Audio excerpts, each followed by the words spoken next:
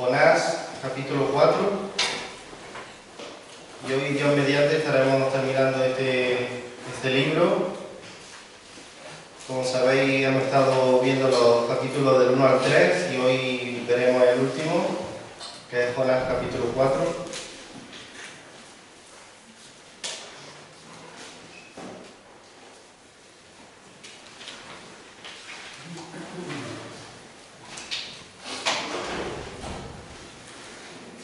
Y leemos así la palabra de nuestro Dios. Pero Jonás apesadumbró en extremo y se enojó. Y oró a Dios y dijo: Ahora, oh Jehová, ¿no es esto lo que yo decía estando aún en mi tierra? Por eso me apresuré a huir a Tarsis, porque sabía yo que tú eres Dios clemente y piadoso, tardo en enojarte y de grande misericordia, y que te arrepientes del mal. Ahora pues, oh Jehová, te ruego que me quites la vida, porque mejor me es la muerte que la vida. Y Jehová le dijo: ¿haces tú bien en enojarte tanto? Y salió Jonás de la ciudad y acampó hacia el oriente de la ciudad, y se hizo allí una enramada y se sentó debajo de ella a la sombra hasta ver qué acontecería en la ciudad. Versículo 6. Y preparó Jehová Dios una calabacera, la cual creció sobre Jonás para que hiciese sombra sobre su cabeza, y le librase de su malestar, y Jonás se alegró grandemente por la calabacera. Pero al venir el alba del día siguiente, Dios preparó un gusano, el cual hirió la calabacera y se secó. Y aconteció que al salir el sol, preparó Dios un recio viento solano, y el sol hirió a Jonás en la cabeza. Y se desmayaba y deseaba la muerte, diciendo: mejor sería para mí la muerte que la vida. Entonces dijo Dios a Jonás: ¿tanto te enojas por la calabacera? Y él respondió: mucho me enojo hasta la muerte. Y dijo Jehová: ¿tuviste tú lástima de la calabacera, en la cual no trabajaste, ni tú la hiciste crecer, que en espacio de una noche nació y en espacio de otra noche pereció? ¿Y no tendré yo piedad de Nínive, aquella gran ciudad, donde hay más de 120.000 personas que no saben discernir entre su mano derecha y su mano izquierda, y muchos animales? Vamos a orar brevemente para que el Señor nos bendiga a través de su palabra. Padre, gracias por este capítulo que acabamos de leer.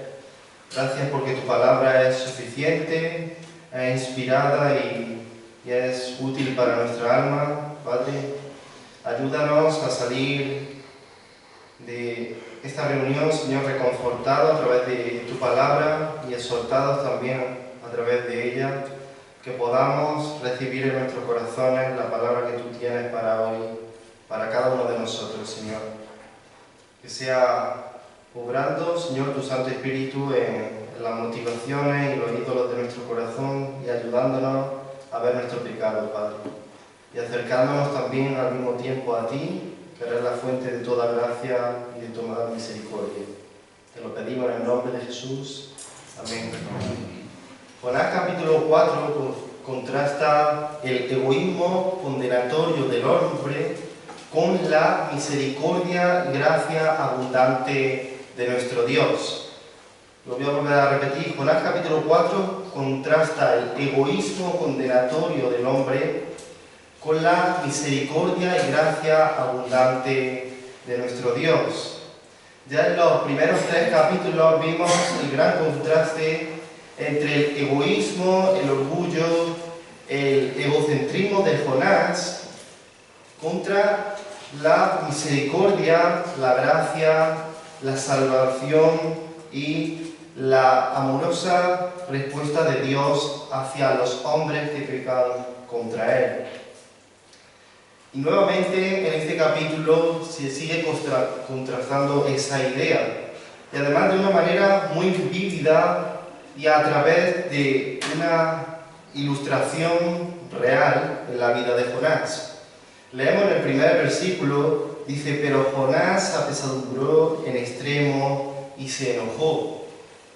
¿Por qué? Bueno, lo encontramos en el versículo 10 del capítulo anterior. Dice, y vio Dios lo que hicieron, es decir, que los ninivitas se arrepintieron, que se convirtieron de su mal camino y se arrepintió del mal que había dicho que les haría y no lo hizo. Y esto es lo que provoca en Jonás esa ira, esa tristeza, esa frustración. Dice, y se enojó, se enfadó en gran manera. Dice, lloró a Jehová y dijo, ahora, oh Jehová, ¿no es esto lo que yo decía estando en mi tierra, es decir, en Israel? Por eso me apresuré a huir a Tarsis, porque sabía yo que tú eres Dios clemente y piadoso, tardo en enojarte y de grande misericordia, y que te arrepientes del mal. Aquí no tenemos que especular, como dijimos en el capítulo 1, no sé si recordaréis, la razón por la que Jonás huyó de la presencia y del llamado de Dios no era por otra razón, sino por el dolor de Jonás de ver a sus enemigos ser perdonados. Y el mismo Jonás dice qué es lo que pasa en su corazón, qué es lo que pasó cuando escuchó la voz de Dios en Israel. ¿Por qué huyó a Tarsis? Dice, por eso me apresuré a ir a Tarsis, porque ya sabía yo que tú eres Dios clemente y piadoso, tardo en enojarte y de grande misericordia, y que te arrepientes del mal. Esa es la razón que motivó a Jonás a huir de Dios. Y es que a Jonás no le gustaba la idea de que sus enemigos fuesen perdonados, de que aquellos que merecían el juicio fuesen tratados con misericordia, que aquellos que deberían recibir condenación recibieron perdón. Y la razón no es solamente que Dios perdone, sino que Jonás está enfadado con Dios mismo, no por lo que hace, sino por quién es Dios. Es que Dios es clemente, misericordioso, lento para la ira y grande en perdonar. Eso es lo que le molesta a Jonás. Porque en este momento Jonás piensa que él es mejor que sus enemigos. Él piensa que él no es tan malo como los enemigos de Nínive, y es por eso que piensa que la misericordia de Dios hacia sus enemigos no es justa. Realmente le duele. ¿Por qué estás perdonando a aquellos que me están hiriendo a mí, si yo se supone que soy parte del pueblo de Dios?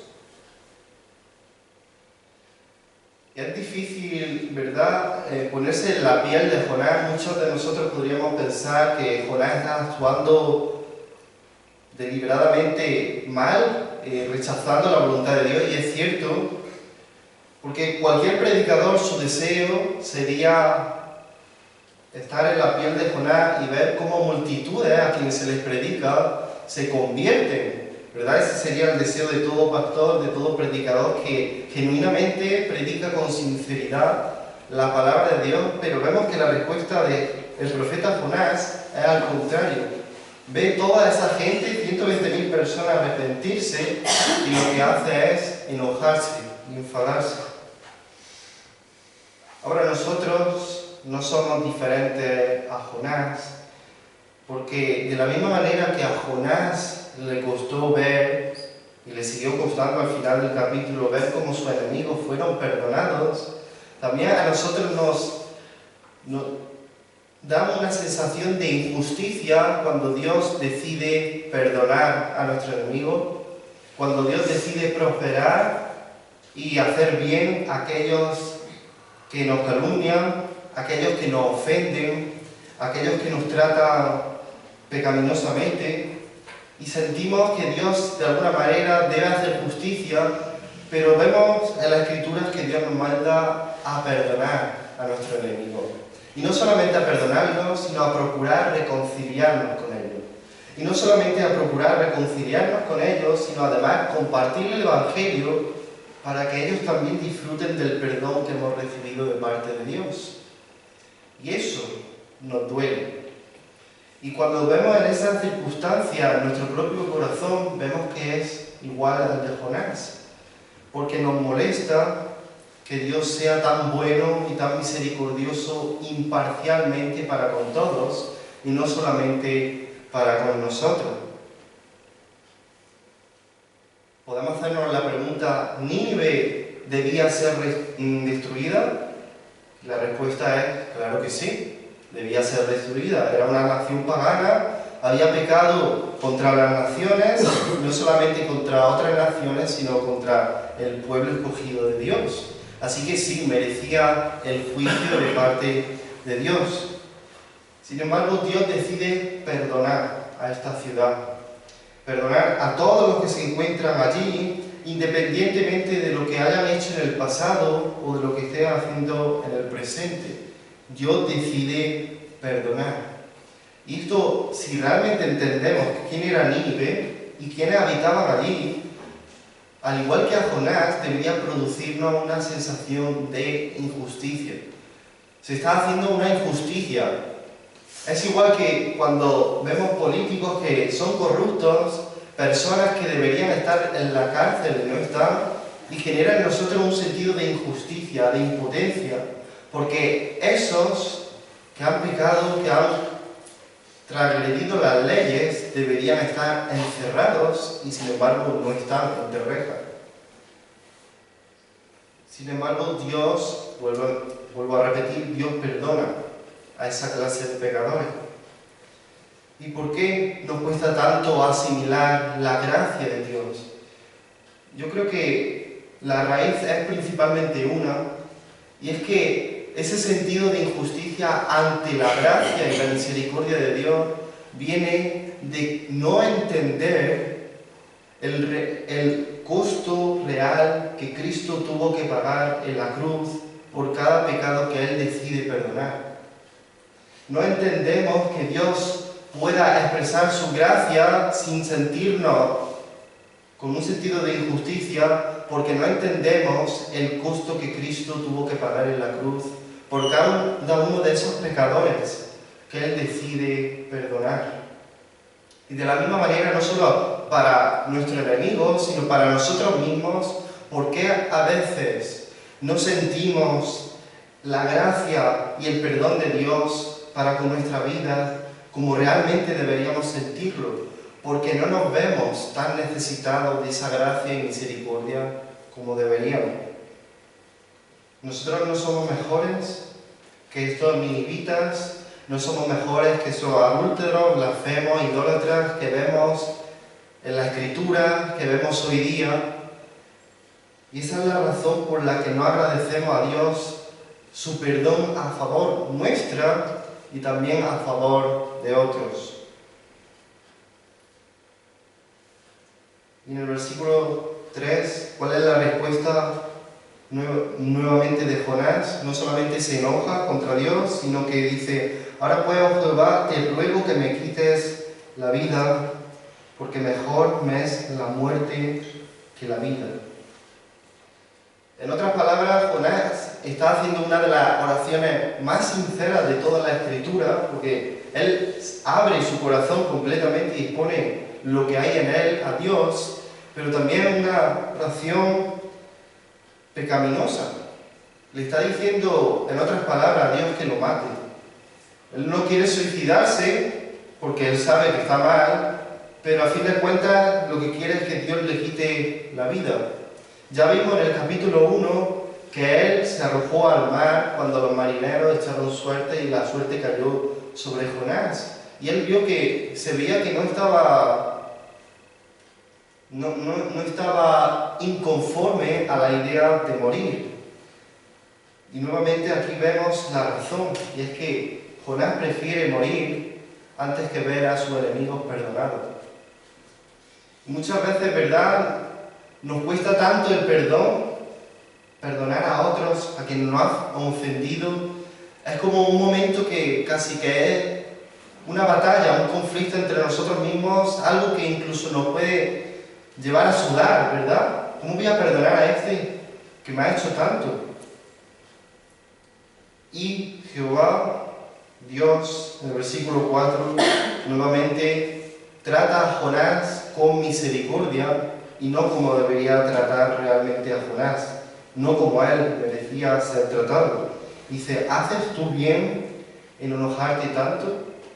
Si nosotros estuviésemos hablando con Jonás, seguramente diríamos, bueno, si es que Jonás, este profeta rebelde, ¿cuándo va? Dios podría exterminarlo. Si quiere morir, pues que Dios lo mate, que le caiga un rayo y ya está.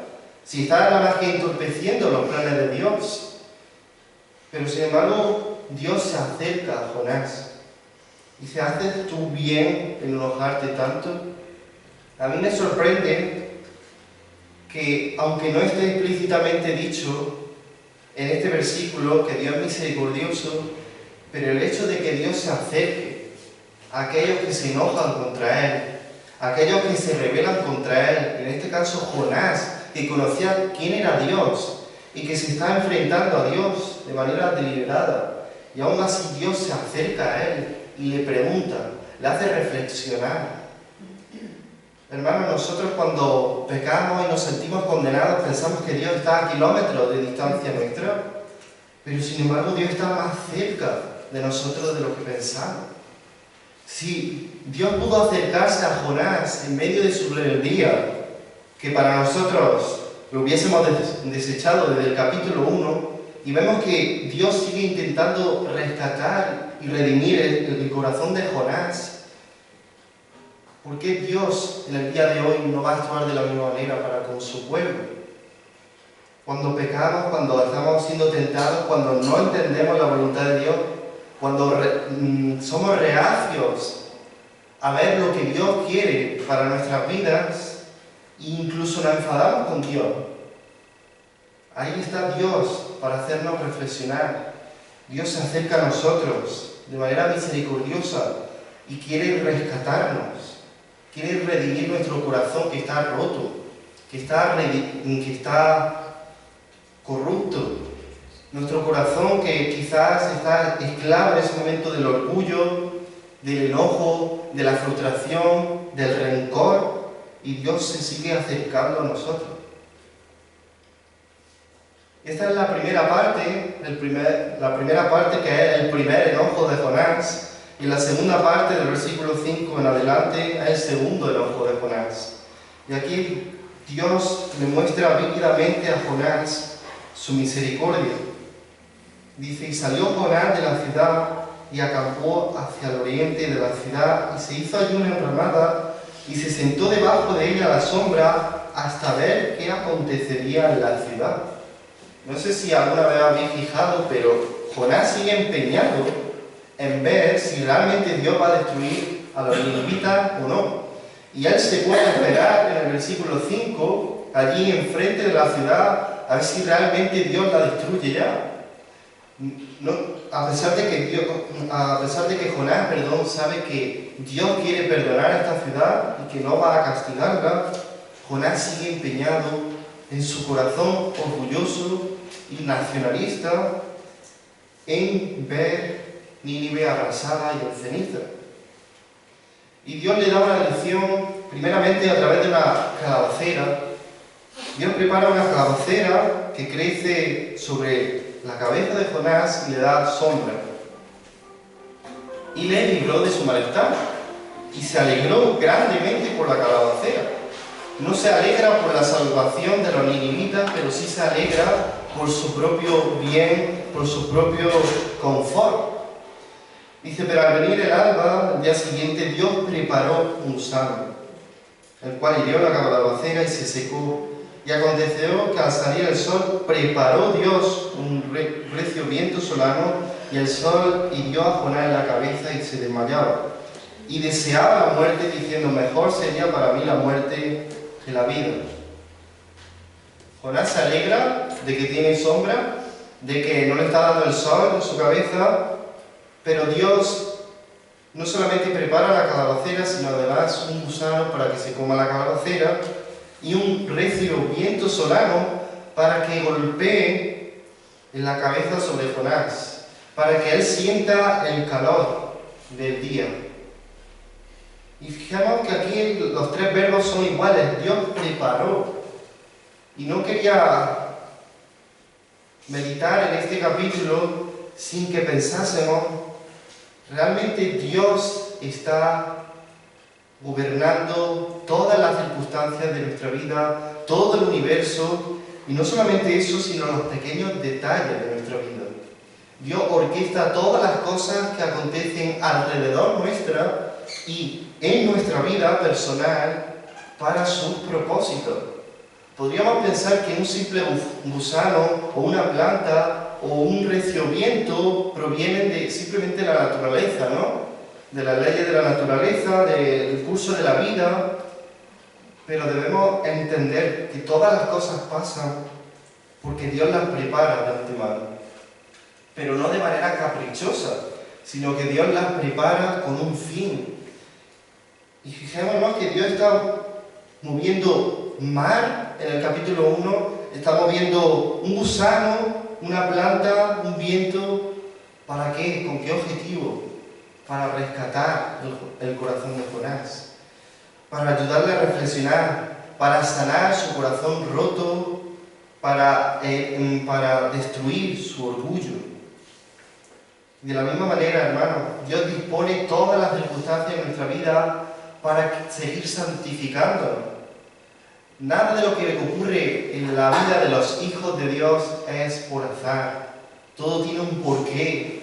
A pesar de que parece que no podemos seguir adelante y vienen más problemas todavía, quizás no es bueno que pensemos tanto en los problemas, sino en el porqué. ¿Qué es lo que Dios querrá decirme con todo esto? Dios quizá me está advirtiendo de un pecado en mi vida, quizá está guiándome hacia una mayor santidad en esta área de mi vida, quizá me quiere enseñar esta lección que todavía no he aprendido. Dios dirige todas las cosas, hermanos, de nuestra vida para acercarnos más al carácter de Cristo. Y ni siquiera un gusano debe escaparse de los planes de Dios para con nosotros. Jonás se alegra y de pronto, cuando vuelve el sol, desea otra vez morir. Y vemos que el patrón es el mismo. Jonás está mirándose demasiado a sí mismo. Se está mirando solamente hacia sí mismo. Él solo quiere misericordia para él. Solo quiere gracia para él. Solo quiere salvación y perdón para él. Pero no para los demás. Y en el momento en que siente Jonás que no está recibiendo conforme a lo que él cree que merece, porque él no está viendo que realmente es un pecador, sino que él se está viendo como alguien que pertenece al pueblo de Dios y que piensa que por la raza simplemente ya merece los privilegios de Dios. Entonces, según lo que él cree que merece, piensa que Dios le está tratando con injusticia. Y vuelve a pedir la muerte a Dios. Y nuevamente Dios, en el versículo 9, se acerca a él y le dice: ¿tanto te enojas por la calabacera? En el versículo 4 es similar a la pregunta: ¿haces tú bien enojarte tanto? Piensa en ese momento en el que te airas por diferentes razones, ya sea porque el día te va mal, porque has discutido con tu cónyuge, con tu hijo, con tu amigo, con alguien de la iglesia. Cuando las cosas no salen como tú lo planeabas y te enfadas, te frustran, y en ese momento Dios te sigue haciendo la misma pregunta que a Jonás: ¿haces bien en enojarte tanto? Piénsalo. En ese momento de ira, que la ira te puede, piensa que Dios te está haciendo reflexionar, y es como si Dios te dijera: ¿por qué te enojas tanto? ¿Realmente tienes suficientes razones para enojarte? ¿Realmente puedes enojarte tanto y dejarte llevar tanto por la ira cuando yo, que estaba irado contra tu pecado y que debería haberte condenado eternamente, justamente en el infierno, yo cargué toda mi ira sobre mi hijo para que tú no recibieses esa ira? Y tú no puedes controlar tu ira, te enfadas y quieres condenar a tu enemigo, a aquellos que te han ofendido. Y le vuelve a decir Jonás, mucho me enojo hasta la muerte. Pero vuelve a decir Dios, tuviste tu lástima de la calabacera, en la cual no trabajaste, ni tú la hiciste crecer, que en espacio de una noche nació y en espacio de otra noche pereció. Está intentando hacer reflexionar nuevamente. Haces bien, Jonás, en enojarte por una calabacera que realmente tú no has plantado, que no has cultivado, que no has sembrado, que no sabes el esfuerzo que lleva a que crezca esa calabacera. Y le has cogido tanto cariño que te enojas cuando no la tienes. ¿Y no tendré yo piedad de Nínive, aquella gran ciudad donde hay más de 120.000 personas que no saben discernir entre tu mano derecha y su mano izquierda, y muchos animales? Jonás, yo soy quien formé a cada persona que forma parte de esos 120.000 personas de Nínive. Yo los formé en el vientre de sus madres, yo los hice crecer, yo los alimenté cada día, los sustenté cada día, les mostré mi gracia, misericordia. Son mi creación, mi imagen y semejanza, que aunque desfigurada, todavía siguen siendo parte de mi creación especial. ¿Y no voy a tener yo piedad de ella? Una buena pregunta, ¿verdad? A veces nos aferramos tanto a ídolos, a cosas que nos atrapan, que en nuestro corazón las deseamos más que a Dios.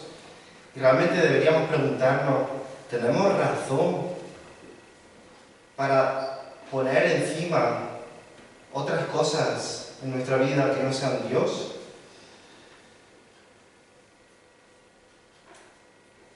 ¿Podemos limitar la gracia de Dios y decirle a Dios lo que tiene que hacer y lo que no tiene que hacer? ¿A quién tiene que perdonar y a quién no tiene que perdonar? ¿De quién tiene compasión Dios y de quién no va a tener compasión Dios? No podemos controlar a Dios como si fuese un Dios de plata, de oro, de madera, que lo podamos controlar conforme a nuestros antojos e inclinar hacia nuestros deseos, que haga lo que queramos que haga. Dios no es así. Y si Dios es abundante en gracia y misericordia, ¿quiénes somos nosotros para intentar rechazar esa gracia que Dios quiere tener para con otros? ¿Quiénes somos nosotros para estimar de alguna manera más a unas personas que a otras? Como si una persona más que otras mereciesen la salvación, mereciesen estar aquí en la iglesia, mereciesen escuchar el Evangelio. Todas las relaciones, hermanos, son importantes para Dios. Es por eso que necesitamos apoyar las misiones, no solamente enviando obreros, sino orando también, porque Dios ama a todas las naciones. Dios no ama solamente a Europa, a España, a Estados Unidos, a aquellas naciones que nos hacen sentir cómodos, aquellas naciones que son más o menos similares a nuestra cultura. Dios quiere alcanzar a todas las naciones. Dios tiene piedad de todas las naciones, hermano. No solamente de los que nos rodean, no solamente de nosotros mismos y de los que Dios ha salvado en esta iglesia. Dios sigue teniendo misericordia de otros. ¿Y por qué deberíamos acortar la mano misericordiosa de Dios para con otros? Sino al contrario, deberíamos nosotros, que hemos recibido la gracia y misericordia de Dios y que constantemente Dios se acerca a nosotros cuando pecamos contra Él y que nos trata con misericordia, deberíamos rebosar de gratitud, deberíamos extender la gracia a otros como si de nuestra propia salvación se tratase, amando a nuestro prójimo como nosotros mismos. Si Dios envió a Cristo Jesús a morir en el Calvario a favor de pecadores, y Jesús no miró su propia vida, sus propios sufrimientos, sino que al contrario miró más bien nuestra salvación eterna, ¿por qué deberíamos seguir mirándonos a nosotros? En que nosotros tenemos razón, en que Dios está con nosotros, pero está contra todo el mundo que nos hace mal, No sé si habéis encontrado alguna vez o habéis sido vosotros mismos esos cristianos que piensan que Dios está de su lado siempre y que Dios está en contra de todos los que piensan mal de esa persona, que miran mal de esa persona, que no piensan como esa persona y siempre creen que Dios lo respalda en todo lo que hace, independientemente de si sus acciones son pecaminosas o no, que piensan que Dios está, esa persona, Dios contra el mundo. Hermano, es un espíritu orgulloso, pensar que Dios tiene más misericordia de ti que de otros, que Dios está procurando más tu salvación o tu redención que la de otros, que tú miras por encima del hombro. Y para terminar, me gustaría citar a un autor, me gustó mucho lo que dijo en un párrafo, hablando de la misericordia de Dios. Me gustaría que estuviésemos atentos y pudiésemos cerrar esta meditación con esto. Dice, leo la cita: cuando se trata de un pecador, Dios no se queda simplemente quieto para abrir sus brazos y decir, venid aquí. No, al contrario, permanece en pie y espera, como esperaba el padre del hijo pródigo. O ni siquiera permanece en pie y espera, sino que se pone en camino para buscarte, como busca el pastor la oveja extraviada y como la mujer la dracma perdida. Él se pone en el camino, o en realidad no se pone, porque ya ha caminado infinitamente más largo, un camino que va de ser Dios a hacerse hombre. Me gustaría orar para terminar esta reflexión. Padre, te damos muchas gracias porque tu misericordia y tu gracia son más abundantes de lo que podamos llegar a imaginar. Gracias porque tú te acercas a nosotros cuando pensamos en nuestra mente que tú nos has rechazado por nuestro pecado, cuando nos sentimos condenados y Satanás nos acusa y pensamos incluso que no quieres saber nada de nosotros. Señor, recuérdanos esta palabra y ayúdanos a ver que tú estás cerca de nosotros, queriendo llevar, Señor, nuestro corazón más cerca de ti.